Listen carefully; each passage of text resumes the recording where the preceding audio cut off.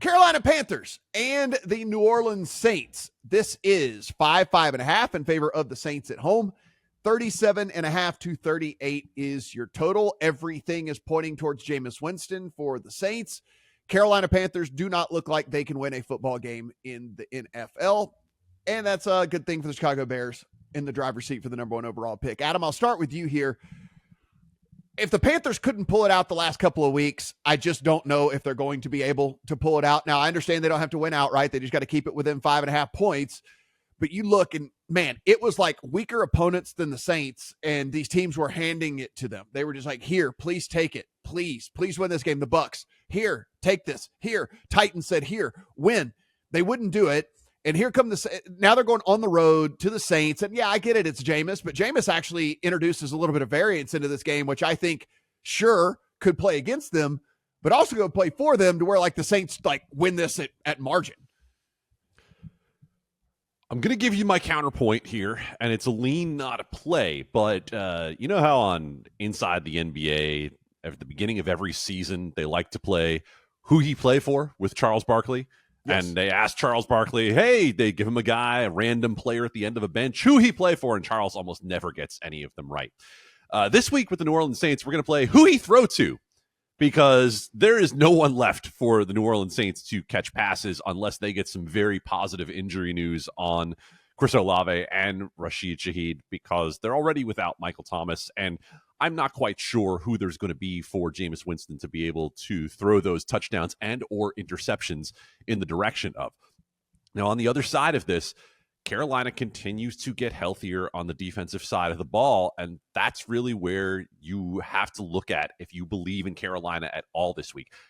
I kind of wish I had gotten the 6 or 6.5 when it was still on the board. I actually would kind of like that with Carolina based on what's left for the New Orleans Saints coming into this game, because even in those games where the Carolina Panthers weren't, as you said, able to take games that were being given to them, they have been able to keep some of those games somewhat close against lesser opponents. And I do think it's possible that this plays as a field goal game. So I think it's possible for a lot of different things to happen in this game. However, if you made me play it and I'm not playing it, I would probably play Carolina plus the points, just because of the fact that when you look at New Orleans, the variance you have on offense, as you mentioned, but also defensively, advanced metrics, past month, they've been 31st in the league with only Washington below them. To the past, they have been 31st in the league with only Detroit below them. And Carolina has actually graded out better as a football team over the last month than the New Orleans Saints have. And in that case, I'm looking at it, I'm getting points with Carolina. Where is Jameis Winston significantly better than Bryce Young? Depends on the week. Depends on what you get out of Jameis. So no play, lean Carolina in the points. Yeah, very good. Going to be a big injury report. Unfortunately, not out right now for the Saints as we record this. Olave did miss practice on Thursday, but it was with an illness, not from the concussion stuff. So we'll see if he's able to get back out there. It's weird to say this, but honestly, guys, for the Saints team, and Steven, you guys know I've clowned on this for the last several years here on this podcast, but Taysom Hill maybe being out is actually a thing for the Saints. Like, he is weirdly effective for the way that they use him, and he DNP'd the last two practices. We need to see what happens on Friday and see what his official status is. But again, nothing's in my account quite yet. Injury report on the Saints, very big in this one, in my personal opinion. Olave would have to be going. I think Taysom Hill would at least need the chance to go for me to even consider the Saints. What say you, Steven?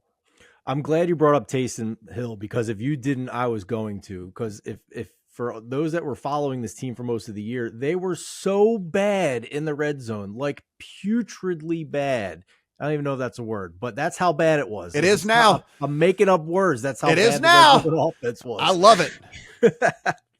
So on the season, they're like well below 50% on their red zone touchdown rate, but over the past few weeks, they're at near 55%. That was Taysom Hill. They're bringing him in for the most part. He was unstoppable near the goal line because he's just such a, big hunky BYU of a man. And if they don't have him, their red zone issues are an issue. And And now you have Jameis Winston, like the play-by-play guy last week, Joe Davis, like screamed at the top of his lungs on that tip pass that should have been picked, turned into a touchdown. The Jameis Winston experience. Like, that is exactly what Winston is. You could get the high of highs because he's just, his ceiling's higher than Derek Carr's, but his floor is higher so than David's much too. lower. Yeah, well, yeah. I have David on the mind after his ludicrous comments this week about Jalen Hurts and Marcus Mariota. But yeah, it's just there's so much variance in this game, and I almost care more about Taysom Hill than I do Rashid Shaheed.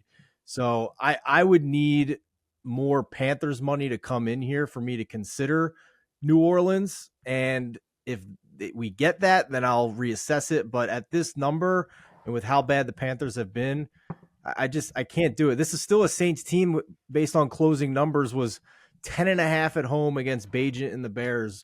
If you flipped home field against the Vikings, it was implying that they were, 6.5 against Minnesota a few weeks ago in the Superdome. So this is